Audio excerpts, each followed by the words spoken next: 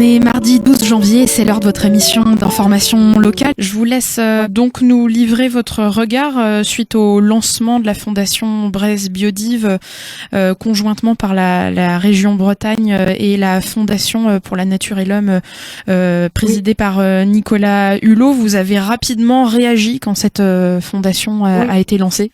C'est cette idée de recours à la fondation que nous récusons. Je tiens à préciser d'abord que on ne trouve pas trace de délibération à ce sujet dans la session du Conseil régional du 17 au 18 décembre 2020. Ensuite, quid aussi du processus de reconnaissance du statut de fondation, parce que il faudra une procédure d'agrément, un décret en Conseil d'État, et c'est cette procédure d'agrément qui ouvre droit à une réduction fiscale, puisque c'est une condition indispensable au titre du mécénat d'entreprise. Alors, cette défiscalisation, cette réduction fiscale, évidemment, nous ne partageons pas.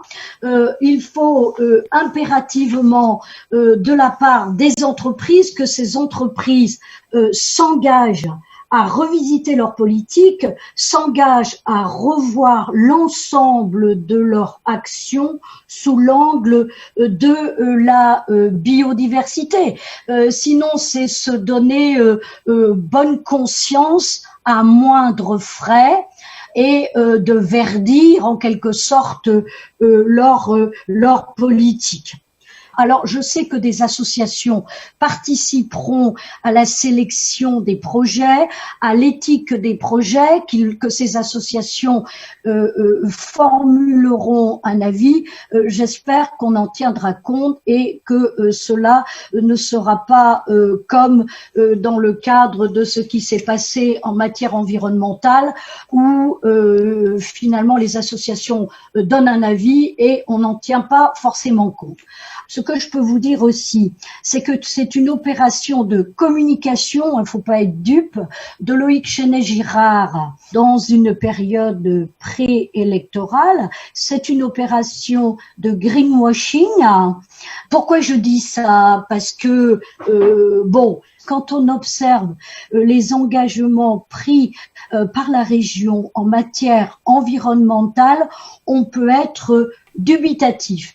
Et pour corroborer cela, je vous renvoie à la lecture du SRADED, le grand schéma régional d'aménagement, de développement durable et d'égalité des territoires. Ce SRADED manque d'ambition en matière de réduction des gaz à effet de serre et d'artificialisation des sols.